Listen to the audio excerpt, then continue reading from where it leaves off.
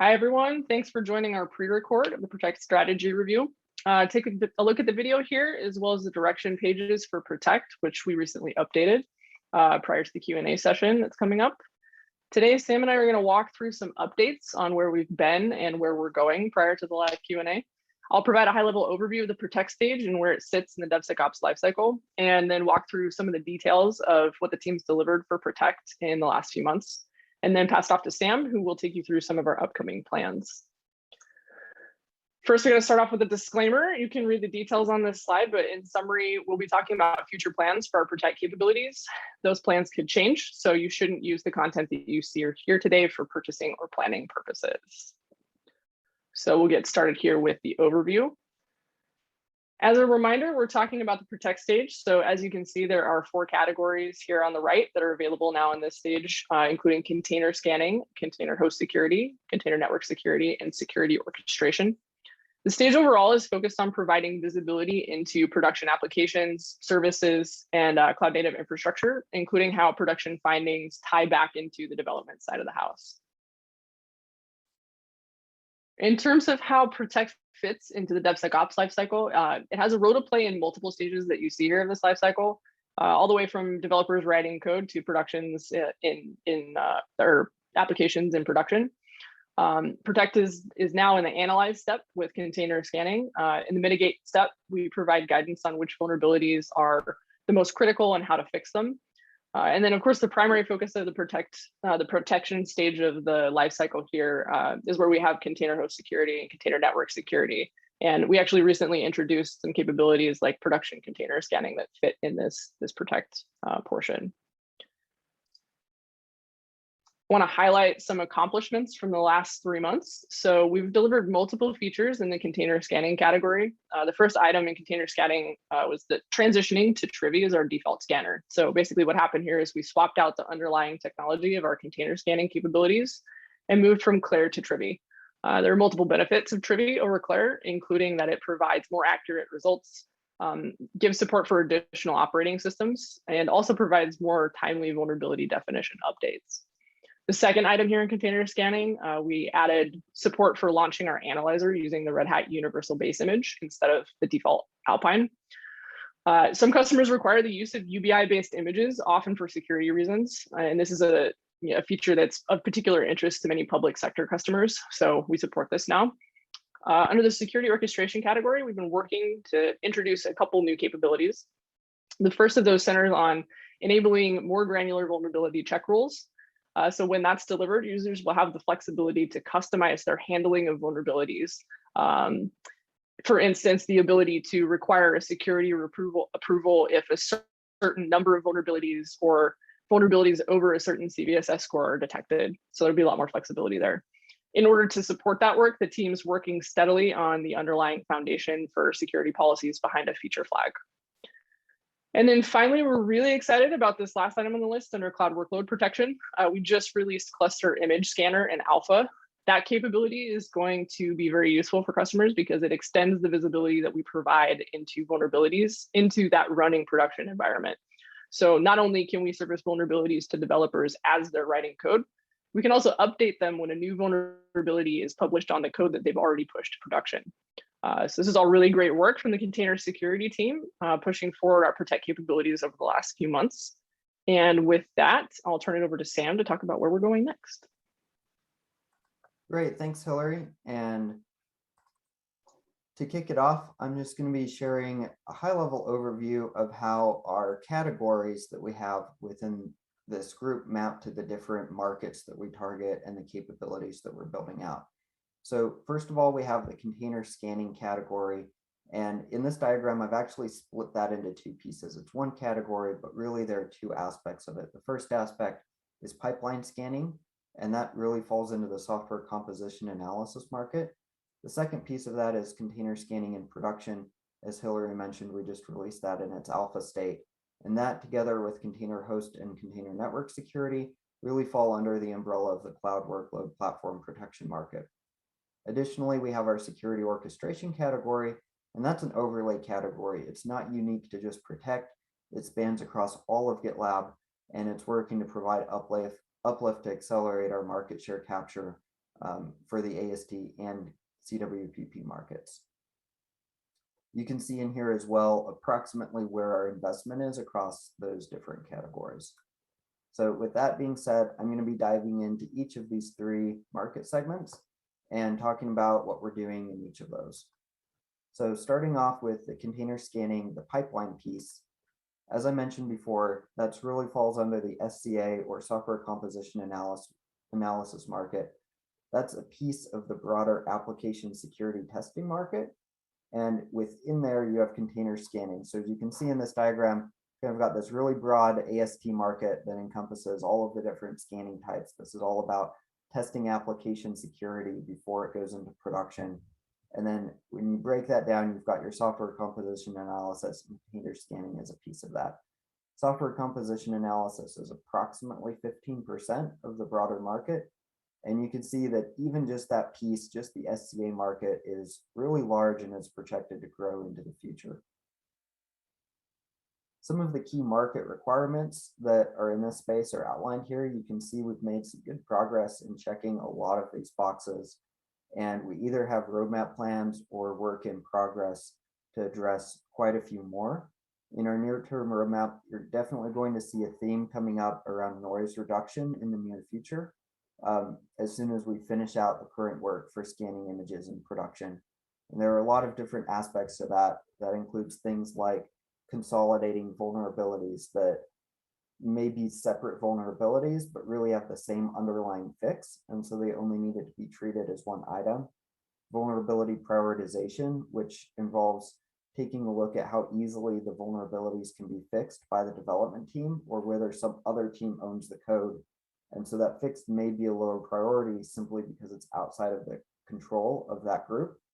And then false positive identification, where we're looking at how can we identify whether or not a package is actually used in production.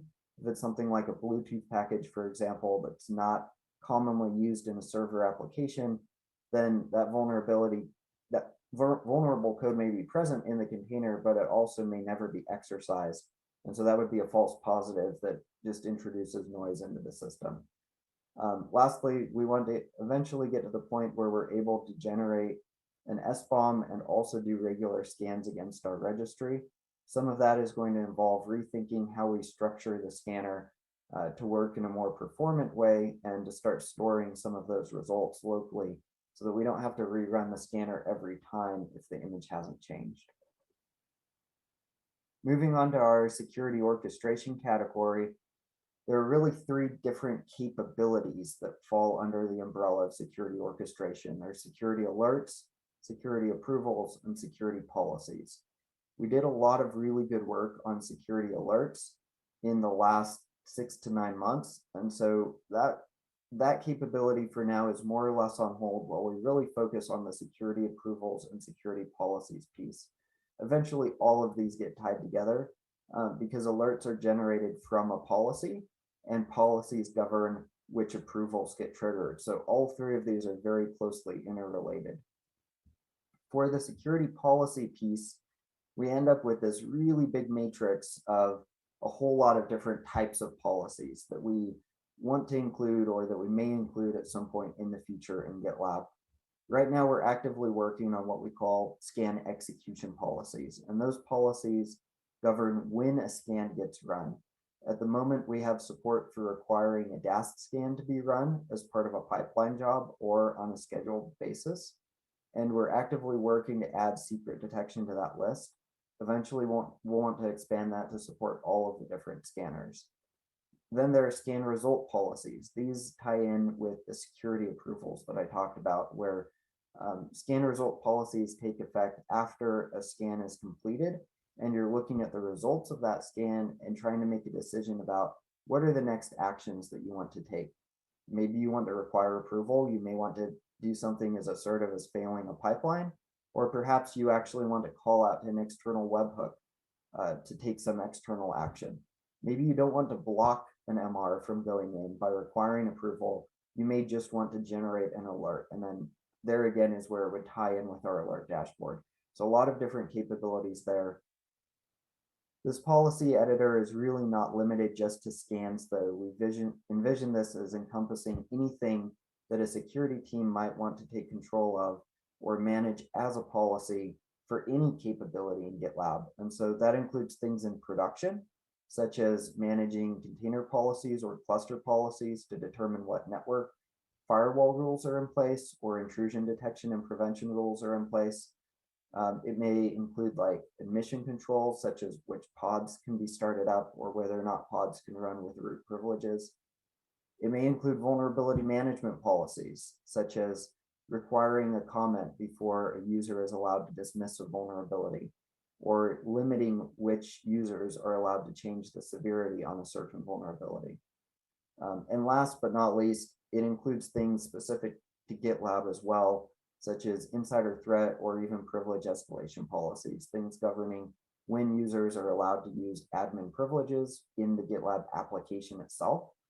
And even looking at when users log into GitLab, if they log in from one country at a certain time, and then they try to log in from an entirely different country 5 minutes later, that would be suspicious just based off of the sheer fact that it's difficult to travel that distance in 5 minutes, right? So you may want to look, we may want to actually alert or even block login attempts or push attempts into GitLab if we see suspicious or anomalous behavior occurring. Right now, our initial MVC is to support these policies at the project level, but we've got a near-term roadmap item to take that up and make it available at the group and workspace level as well. So we've got a lot planned here. This policy management piece is really the center focal point for a lot of other capabilities that we're working on in Protect as well. Just to share a little bit of a visual, I know this is a little bit small, but we've got more in the linked epics. We're planning to actually introduce this as a new page in the UI under the security and compliance section called policies. And in here, you'll get a listing of your policies. As you can see here in this mock, you'll be able to manage these. These policies are managed via a linked policy, a linked security policy project. That's a separate project from the development project that you're operating in. And that's done for a number of reasons. That allows for full separation of duties, so you can have a separate set of maintainers and developers on that security policy project. You also can have full history and change audit logging. So all of these policies get translated down into YAML. They get stored in that linked security policy project so that you get all of the benefits of Git included in that, including a full version control and history that's available there. And lastly, because it's in Git, you have support for two-step approvals, including the use of our MR approval workflow, so you can require maintainers to approve any changes that are proposed for policies. Shifting over to our security approvals vision, right now in the near term, as Hillary mentioned, we're working to add more flexibility with the existing vulnerability check rules. In the longer term, we see this moving into the security policy editor, where users will be able to get in here and provide very specific granular rules specifying exactly which scans might trigger a vulnerability check, which branches they care about, the number and severity of vulnerabilities that will apply. And they can chain these rules together. So you can have multiple rules that apply, and then one or more actions that come out the other end. The most basic of these actions is the one you see here on the screen, which would be to require approval from a certain number of individuals. And again, as you can see, all of this translates down into YAML, which gets stored in that linked security policy project. For the first iteration, this will be at the project level only, but just as we move the security policy editor as a whole up to the group and workspace levels, we plan to also move these vulnerability check or scan result policy rules up to the group and workspace levels as well, just to make it easier for security teams that have a really large number of projects to manage, so they can do that once and manage it centrally for their entire organization. Moving on to the cloud workload platform protection space. In here, as I mentioned, we have 3 different areas: our container host security category, or container network security category, and our container scanning category. The production piece of that anyway, the part that's actually scanning what's in production. All of this is concerned with protecting things once they're actually deployed, once they're in a production environment, making sure that we extend security not only during the process of development, but also while it's running, so that we provide a comprehensive set of protection capabilities in GitLab. Just taking a look at this market, its size and its growth, again, it's a very large market, it's growing very rapidly. So there's a lot of room for new entrants and new players to come in, or even for us to extend and add our capabilities that we've already got here in GitLab. For our first release, we're really focusing in on mid-sized companies, and there's a couple reasons for that. Typically, this SMB market lacks budget and a mature security team, so it's rather difficult to sell these capabilities to them, especially since a lot of these technologies are new. There's a lot that's still evolving in terms of mindset among companies, and SMB tends to not be at the forefront of that evolution. Enterprise customers, on the other hand, tend to be very mature. They tend to require a very steep feature set, and where GitLab is relatively new to this market, we're not a great fit for that segment yet. We eventually want to play there, but for now, the mid-market is our sweet spot, if you will, where we find companies that have the budget and have the interest, but don't necessarily require all of the features that a full-blown enterprise customer would. Just to share a little bit more about our vision for that cluster image scanner. Right now, those results are just being brought in together with all of the other vulnerabilities in GitLab. We're planning to separate that out into a separate tab in the vulnerability report. So there'll be a development vulnerabilities tab and an operational vulnerabilities tab. That separate operational vulnerabilities tab is initially going to have just the results of the cluster image scanner, but we plan to add additional types of scanning in the future that will feed into here. You can imagine the usefulness of a DAST scan or a fuzz testing scan against something running in production. Obviously, you'd want to run like a DAST scan in more of a passive mode, so you don't actually interrupt your production workflow. But those would be examples of near-term next steps that might come into play. Further down the road, we might want to introduce things like dependency scanning or configuration scanning, or even scanning of the infrastructure itself to make sure that the infrastructure is hardened and secure. This cluster image scanner is one of the key capabilities that we view as helping us build this bridge to addressing production security in our customers. As we take a look at the target personas that we address in GitLab today, most of GitLab deals with the DevOps or development persona that's here on the right. The secure stage primarily deals with the application security team or AppSec persona. These capabilities that deal with scanning things or even protecting things that are running in production tend to be a separate team in organizations. It's either the SecOps or InfraSec team or some combination of both that have shared responsibilities for making sure that those production environments are secure. The overlap between those teams is the ability to scan production containers for vulnerabilities. That's really where the AppSec team gets involved, because they deal with vulnerabilities that exist back in code. The AppSec team is working with the developers to help make sure that those vulnerabilities get fixed. Yet at the same time, the vulnerability exists in a production environment. And so that's where it starts to concern the InfraSec team. And so by introducing this, our hope is that this will help us get the ear and eyes of the InfraSec teams and help to start engage them in GitLab, get them involved in the discussions, and help start bringing them in a little bit more into the loop. Again, that was another one of the big reasons why we moved container security over from the secure stage over to the protect stage in the first place, was to allow us to build out these production capabilities. So I'm really excited. We're on the verge of doing that. And at this point, I'll turn it over for any questions that you may have. I have a more general question for you. You may have touched on the video and I forgot. So in the upcoming milestone, you are starting to work on the new security approvals. Could you kind of walk through how you're rolling that out? When will it, well, what will be there initially? What's going to come after that? And like, when will it have propagation effects? Yeah, great question. So actually, a lot of it has already made its way into production. We didn't include it in the 14.2 release post just because we like to do our release posts when we finish out an epic. But there's actually a lot that's already available in GitLab SaaS, and there's a lot that's going to be available in 14.2 self-managed. So if you give me just a minute, I can pull up and show you what's actually in production right now.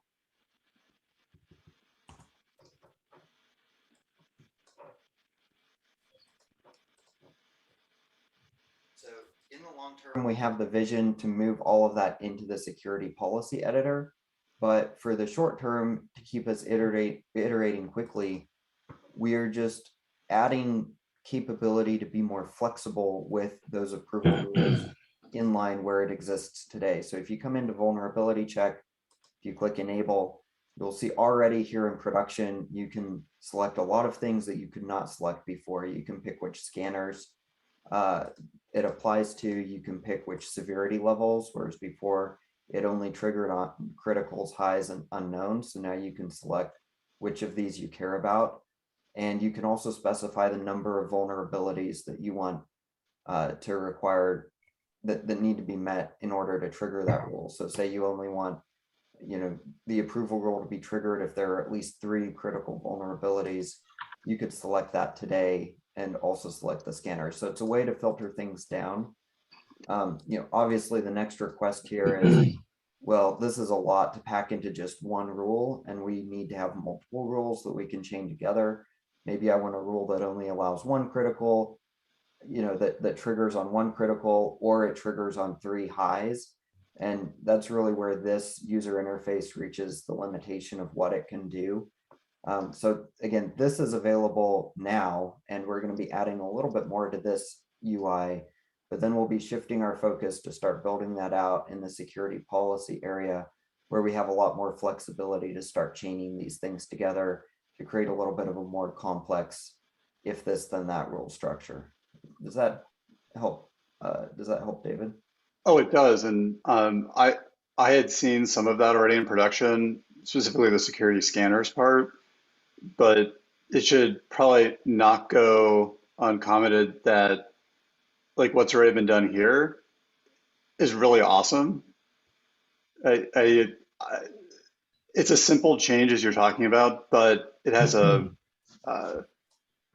echoing recurrent has an impact. I can't think of the right word right now because I have not enough caffeine, but customers are constantly asking for how can I control my roles better? And that right there is showing you could set policies on feature branches versus, main. You can also specify then by scanner and severity, which is a common request. Yeah, absolutely. And again, the big limitation right now is that you can really only just have 1 rule. So, if you want to split things out into multiple rules, unfortunately, that's not supported yet, but we're doing our best to address this iteratively. We know it's a big pain point. It's an area that hasn't had a lot of development for some time now. And so we're just trying to address that 80-20 rule of, what can we do with the least amount of effort to drive the most value to our customers? And David, I see you've got our next question here.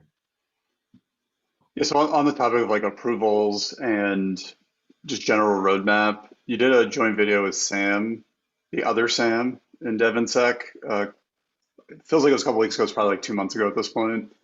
But you talked a lot in the video about some overlapping roadmap goals. He was talking about compliance rules and other things like that. How's that effort going so far? Have you two begun to see some, colliding is not the right word, like I guess, I don't want to use a buzzword like synergy, but overlapping focus where you both can help each other accelerate your roadmaps? Yeah, so there definitely is a lot of synergy there. I don't really see, we're not going to see that happening in the form of like accelerating each other's roadmaps, but the features that we're developing are complementary to each other. And when we do bring them together and integrate them, they're going to get better together. So I actually I'm still working on this slide, so bear with me, it's not finalized yet. But just at a really high overview, scan policies has certain characteristics and attributes to it compliance pipelines have other characteristics and attributes. These tend to be very complementary. And so what we've got planned is still, it's all in the roadmap. We're not actively working on those items yet. We have some other groundwork that we need to get done first before we can really bring these together.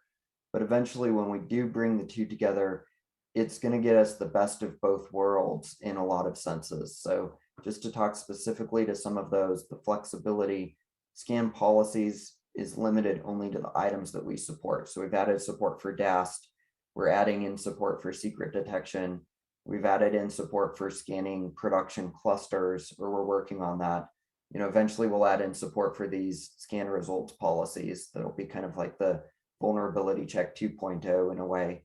But all of those require individual efforts, whereas compliance pipelines are super flexible. Anything that you can do in a CI file can be done, as of today. The downside to that flexibility is that you miss out on some of the other benefits of having a more rigid structure, like a better UI, or the ability to schedule these things ad hoc, or even to extend out some of those actions in the future. And so when we bring those together, the compliance pipelines will be essentially just another rule or another action that can be done as part of the policy editor. And that's going to allow it to be scheduled. That's going to allow it to be chained together with other actions. And it's going to bring it into the policy, the scan policy UI. So again, all of that right now is really more of just a shared product vision. Neither of us are at the point in our development process that we've got enough of the foundation in place that we're ready to actually start working on that vision. But once we finish getting the plumbing in place, so to speak, and we finish some of that, initial building out of the scan policy framework, and as the compliance pipelines mature a little bit, then we're going to be able to start bringing those together in a way that's going to be even better than what they are individually right now. And just to put a visual on that, what that'll look like in practice is part of that plumbing that I'm talking about. Right now, scan policies are only at the project level. We need to bring those up to the group level before we can start to integrate with the compliance pipelines. As part of that, we want to limit which projects those apply to by the compliance framework labels. So you'll be able to select which labels this policy should apply to at the group level. And then once you do that, you can come in and as an action, you can execute a CI script. So you can go out and basically run a compliance framework pipeline, but it has the benefit of being schedulable, and you can also chain other actions here on the end. So again, all of this is vision state, though. We've got a number of other things that we have to get done before we can even start to work on this. That's very cool. Do you have a sense as to when?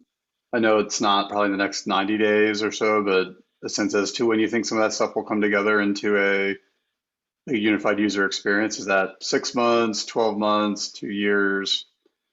I'm hoping that it materializes somewhere around the 12-month time frame, but it's definitely too early to commit to anything. It's far enough out that, like I said, we've got to first get policies up at the group and workspace levels. I don't know how long that's going to take. Once we get to that point, we'll be in a better position to refine that one and estimate the level of effort involved.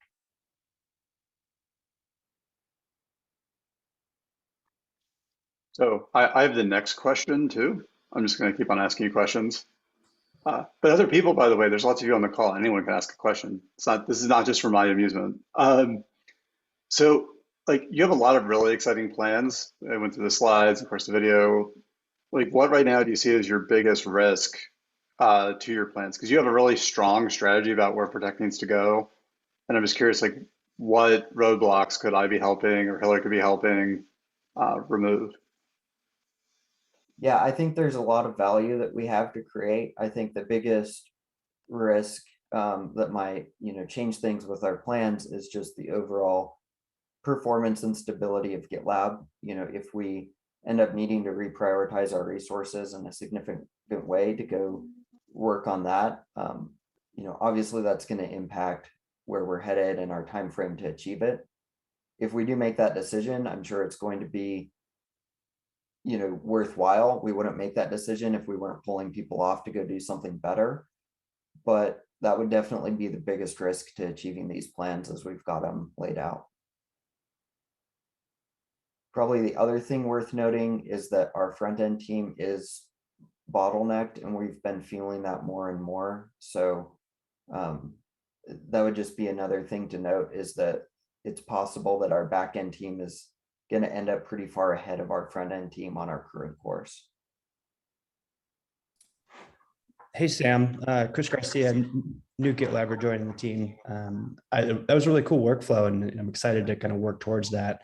I'm curious if you talked with anyone in the monitor stage, for example, because we just hired Alana Bellucci, who's coming over from Swim Lane. And in a lot of ways, she's already built things of defining thresholds and then kind of creating actions and that type of thing. I'm curious if that kind of looks exactly like incident management to a certain degree. It is in a lot of ways. We have talked with Monitor, not recently. So if the person you mentioned is a new hire, then we have not talked with them. But that's a great idea. If someone's got experience there, I'm always looking for feedback.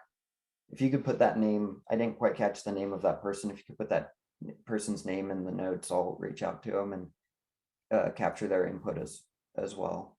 We actually have a lot of overlap in general with Monitor. We're using their alerts and their incident workflow page. So a lot of the work that Monitor's done, we're actually reusing all of their back-end code and some of their front-end code as well for our security alerts. We have those separated out just because they're different personas. So the person who's monitoring like CPU performance doesn't have the same role and responsibility of reviewing security alerts, but the workflows are fundamentally the same. So we actually do have quite a lot of collaboration points with the Monitor team. Makes sense. As a side note for you, Sam, I think the person is a new hire, and I think Sarah referred someone into her old role as she moved over to create.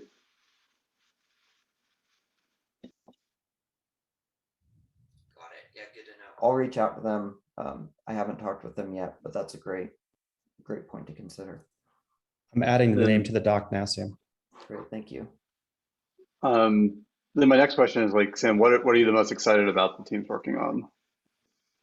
Yeah, so the ability to scan containers in production has gotten a lot of attention. It's actually in an alpha state, so we have not been pushing it from a marketing perspective. And from what I hear, it's kind of just spreading like wildfire. People are talking about it with their customers and their accounts. So, there's obviously a lot of customer excitement and interest there.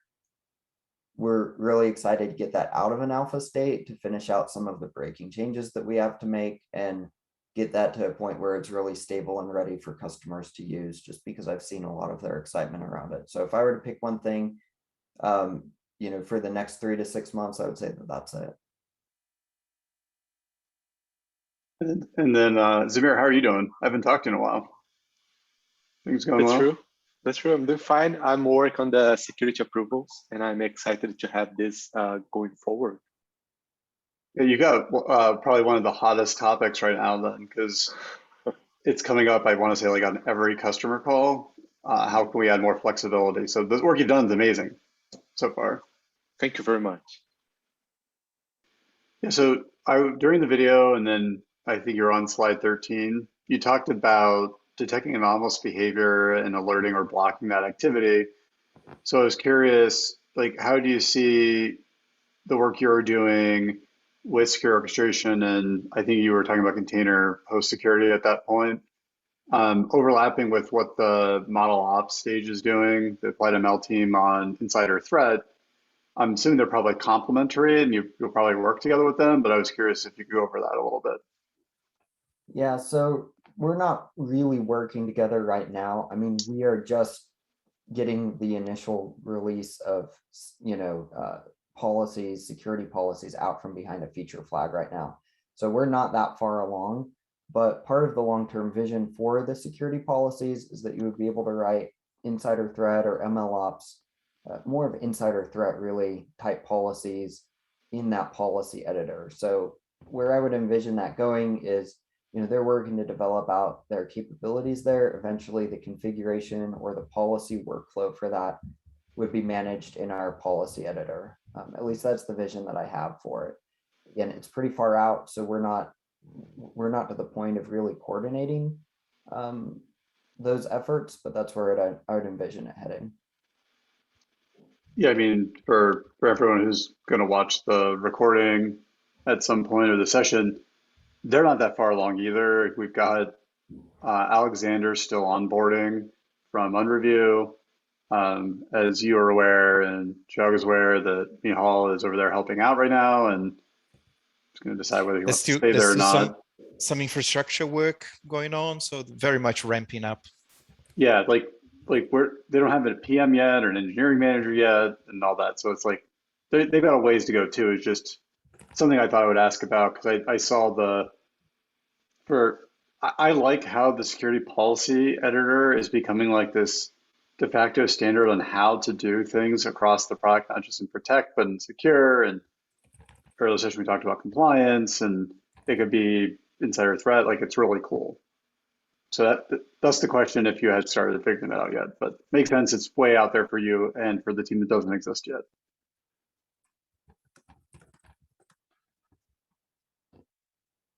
You want me to go to my next question? Yeah, go ahead. Okay, so our cloud workload platform protection plans are very ambitious, by the way, and I love how ambitious they are, as a side note. There's currently 3 categories that make it up, and you talk about it being container host security, container network security, container scanning, and production. How would you rank those in importance for us? And does your ranking also map to where we could capture the most amount of market that you highlight on slide 17? Because that may not be the case. Like, our best thing might not be the thing that has the biggest market share, but I'm just curious if you could go over that. Yeah, so obviously there's a lot of market share out there. We're not able to capture all of that, but we want to capture a significant chunk of it at some point in the future. The challenge that we had when we went head on at this in 2020 was that GitLab doesn't have a lot of those infrastructure security personas using GitLab as of today. And so getting a lot of usability, getting a lot of traction there, it was a hard uphill battle for us. So for us, I would say the most important thing is the container scanning in production feature that we're working on right now. The whole theory behind that is that feature is going to help bridge the gap between where we're at today and where we want to be tomorrow. So it's going to get those conversations started. It's going to get us the introductions to those infrastructure security folks, and just, at least open the door to give us a place to start playing. Container network security is something that a lot of different vendors are doing. You look at Google, and they have their own, they offer a way to use network policies as part of GKE. There are a lot of different solutions out there for the network protection, and so while it is really important, it's less of a differentiator for us. The container host security, which really we should probably actually rename to more of like intrusion detection and intrusion prevention, but not to be confused with like the endpoint intrusion detection market. But that piece is really where we get a lot of interest in covering things that are not necessarily covered already at customer sites today. And so I would rank that as second in importance, but first we've just got to get access to that infrastructure security persona.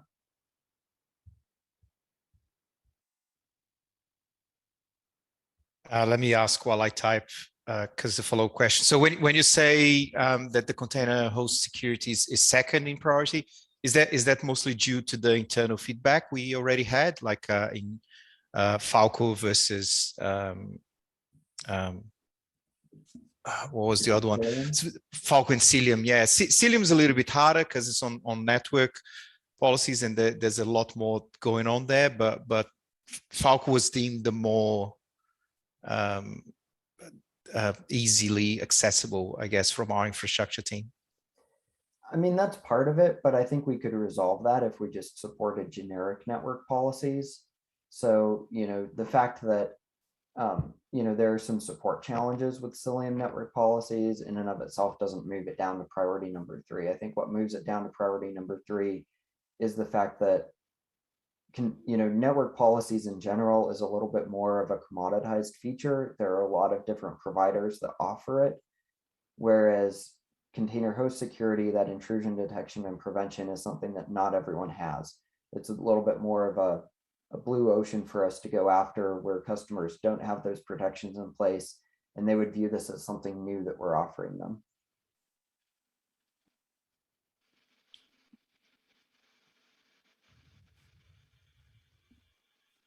So kind of as a follow-up to this, in case you're wondering if there's like a motivation behind the question, or the first question. So on slide 8, you're talking about 25% effort being on container host security. Does it make sense from your perspective or engineering's perspective to say, like, maybe we just definitely not touch it for a quarter or 2 quarters to get container scanning further along and on the production side and then come back to it? Or is by the nature that 0 to 25% means that it's usually at 0%? Yeah, so those percentage guidelines are what was established when we switched from the defend to the protect stage. And so far up to this point, we have not really been fully staffed, whether it's, for one reason or another. There's been a variety of reasons that we haven't really been fully staffed on our backend team. And so this has been at 0%. We haven't really touched it in a really long time at this point. So I'm hoping that come October, we've got a new hire starting. I'm hoping at that point, we'll be able to actually have someone start looking at it. But we've been doing just that. We've been accelerating container scanning in favor, rather than investing in container host security for several months now. Yeah, I mean, and then at that time, like I would be biased and say, like, I would want you to have that conversation with yourself. Does it make sense to start again on that, or get even faster, mature your maturity faster on the container host security? But I'll let you decide that as the DRI, Sam, and make the right call on it. Just trying to understand where you can get the best bang for your buck. Yeah, at some point there's going to be a tipping point, right? We're going to have done enough for container scanning in production that we've kind of met that 80-20 rule. And we want to have that next, that next breadcrumb trail, so to speak, for the infrastructure security team to follow. We want them to get interested in container scanning. And then we want to say, oh, look, we've got this other feature set over here. And so I think it would make sense, at some point, and I don't know exactly where that line is, but at some point we're going to have done enough on container scanning in production that we're going to want to start to pick up at least a little bit of investment there. Doesn't mean we have the whole team on it, because we've got a lot of other priorities that we're juggling here, but to at least start to do something in there, I think would be useful, so that we can have something else to talk about and to continue that discussion instead of just ending at container scanning only. And the last question I threw in here for you, on slide 10, and I can't remember, somewhere in the video you started talking about how you're working on software bill of materials and the efforts around what that could look like. And rightfully so, without mentioning names, there are people who play in that same space who that's like their claim to fame is we generate software bill of materials. Today, the composition analysis team has a dependencies list, which kind of serves that for users. They have the export to it, so you can actually export out the equivalent of that. I would say, and I wrote this in there, like Nicole would obviously admit that it's nowhere near as mature as it should be, just for the sake of calling that out. Do you see what you're planning on doing around software bill of materials to be complementary to what they're doing, augmenting it, or is it something different that I'm not following? Yeah, so I would see that as just feeding into that existing UI. I don't think we need 2 separate UIs. I don't see any reason to have, anything separate there. It's the same persona, it's the same problem, and really, it's only our internal GitLab that's separating out the operating system packages versus the language specific packages.